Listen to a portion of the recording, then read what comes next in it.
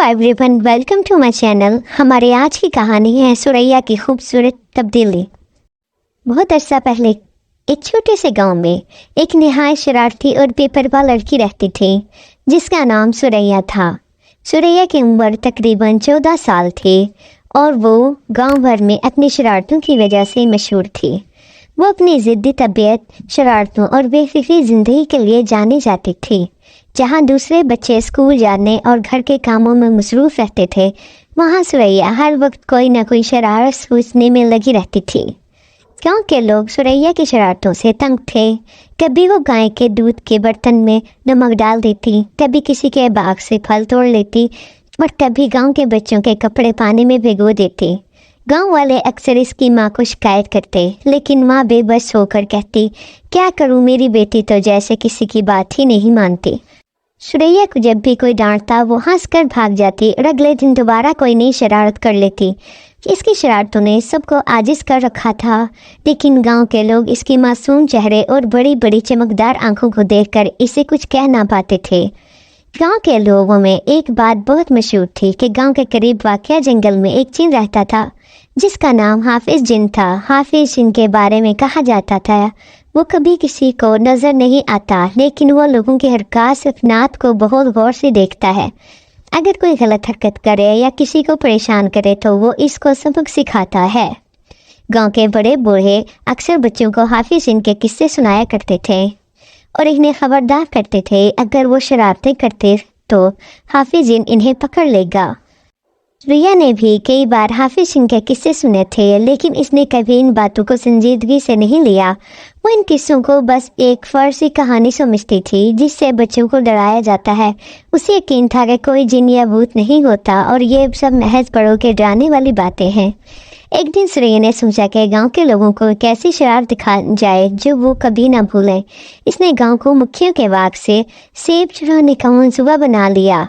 मक्खियों के बाग से सेब बड़े और लजीज होते थे और पूरे गांव में मशहूर थे, लेकिन मक्खियाँ बहुत सख्त मिजाज थी और किसको भी अपने बाग में कदम रखने की इजाज़त नहीं देती थी। रात का वक्त था और पूरा गांव सो रहा था। सुरैया ने अपने मंसूबे पर अमल करने का इरादा कर लिया। वो चुपके से अपने घर से निकली और मक्खियों के बाग की तरफ चल पड़ी। बाग के दरवाजे पर एक बड़ा ताला लगा हुआ था, लेकिन सुरैया ने अपने साथ लाए हुए औजारों से ताला तोड़ दिया और अंदर दाखिल हो गई। जैसे ही सुरैया बाग में दाखिल हुई, इसे हर तरफ सेबों की खुशबू महसूस हुई। इसने जल्द से सेब तोड़ने शुरू कर दिए और अपनी झोली में भर लिया, लेकिन इसे अंदाज़ा नहीं था कि इस रात इसके साथ कुछ अजीब होने वाला है। जैसे ही सुरैया सेब लेकर बाहर निकलने लगी, उसे अचानक एक अजीब सी आवाज़ सुनाई दी। वो आवाज़ किसी इंसान की नहीं थी और ना ही कोई जानवर ऐसी आवाज़ निकाल सकता था। वो खौफजदा होकर रुक गई और चारों तरफ देखने लगी। ये कौन है? इसने खौफजदा होकर पूछा।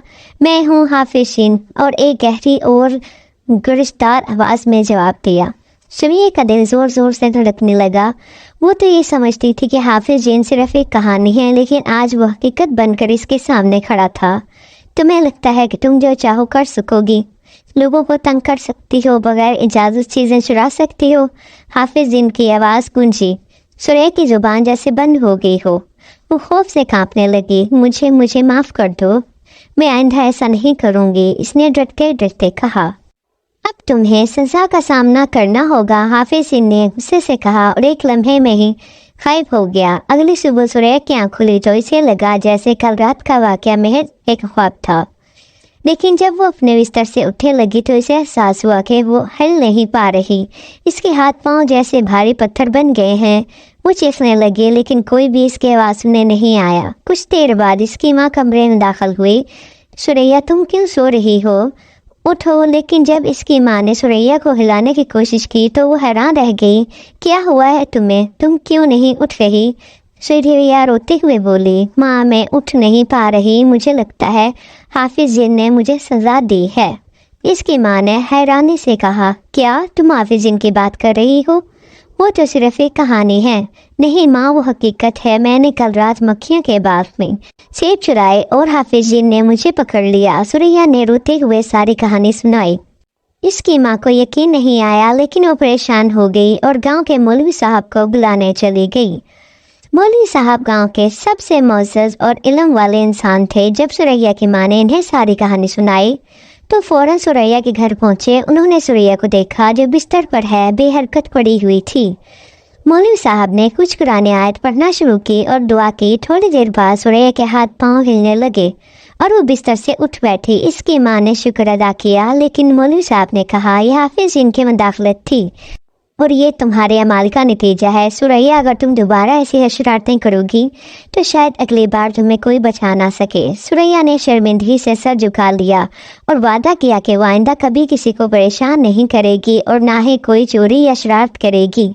सुरैया के दिल में एक तब्दीली आ गई। इसने फैसला किया कि अब वो एक अच्छी लड़की बनेगी और दूसरों की मदद करेगी।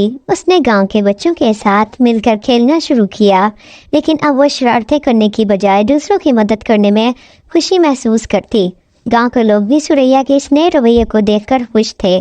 उन्होंने देखा कि जो लड़की हमेशा शरारतों में लगी रहती थी अब वो एक जिम्मेदार और प्यारी लड़की बन गई है। एक रात जब सुरैया अपने बिस्तर पर सो रही थी, इसे ख्वाब में हाफिज ही नजर आया। वो मुस्कुरा रहा था और उसकी आंखों में नरमी थी। तुमने अपने आप को बदल लिया है सुरैया, यही मैं चाहता था। तुम्हारे दिल में अब नेकी आ गई है और तुमने शरारतें छोड़ दी हैं। मैं हमेशा तुम्हारी हिफाजत करूँगा, बशर्ते तुम नेक रास्ते पर कायम रहो, हाफिज जी ने कहा और फिर गायब हो गया। सुरैया ने इस ख्वाब को अपने दिल में महफूज कर लिया और हमेशा के लिए एक अच्छे इंसान बनने की कोशिश की। इसने गांव के बच्चों को भी सिखाया कि शरारतें करने से कुछ हासिल नहीं होता, बल्कि दूसरों की मदद और मोहब्बत ही असल खुशी का बायस बनती है। ये कहानी गांव की शरारती लड़की की है जो अपनी गलतियों से सीख कर एक नेक और अच्छी इंसान बन गई। इस तरह वो एक अच्छी और खूबसूरत ज़िंदगी गुजार रही है और हर कोई उसे दुआएं देता है और वो हर एक की मदद करती है और हर एक से दुआएं लेती है और अपनी ज़िंदगी में बहुत खुश है और दूसरे बच्चों को अच्छे काम करने की नसीहत करती है और उन्हें सिखाती है कि किस तरह से हमें अपने बड़ों का एहतराम करना चाहिए और किस तरह से छोटे बच्चों से प्यार करना चाहिए। Thanks for watching my videos.